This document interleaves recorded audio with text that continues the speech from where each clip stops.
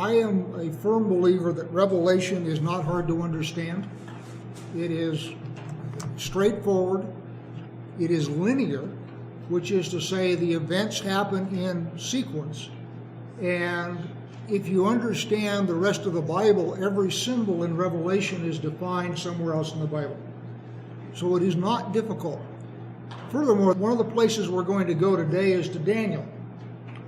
And Daniel is a sealed book. At the end of Daniel, Daniel is told to seal up the book.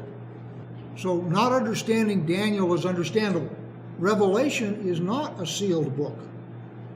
It is not intended to be a sealed book. It's intended to be understandable.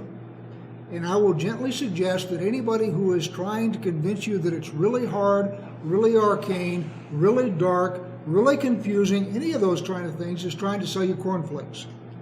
Because it's not. Essentially, the Revelation is divided into three sections. The first section is the letters to the churches. The second section is linear prophecies consisting of 7 seals, 7 trumpets, and 7 bowls. Those happen, I believe, linearly, and they're intended to be understood. So you have 6 seals, then you have an interlude, then you have the 7th seal. Then you have 6 trumpets, then you have an interlude, then you have the 7th trumpet. That's the pattern. The sequences of 7, I believe, are linear. The interlude between the 6th and the 7th in each case is typically a digression. Those are not necessarily linear.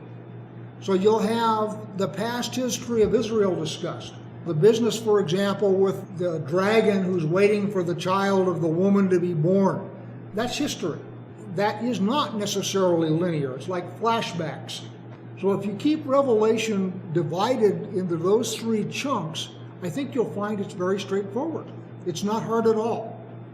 The problem is people who read it, especially many, not all, many Sunday Christians, don't have a firm foundation in the Torah. So when they come to it, a whole lot of stuff in there is kind of mysterious to them because they haven't really studied Torah. Simple example. You all know that in Revelation, you have an angel that goes and he gets some fire from the altar near the throne. And he comes and he throws it down to the earth. Well, that's a replay of what happens with Aaron during Korah's rebellion.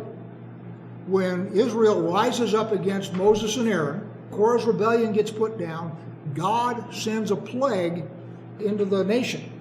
Moses says to Aaron, quick, grab your censer, go into the tabernacle, get some fire off the incense altar, and get between the plague and the people. So the throwing of the fire down from heaven is intended to be prophylactic, which is to say there's a plague going down, and this incense is exactly what Aaron did in the tabernacle. Or if you're not familiar with that, you can come up with all sorts of cockamamie stuff about this angel hurling fire to the earth. And you can just get all sorts of weird places with that. It isn't weird. It's straightforward. So anyway, that's my take on Revelation.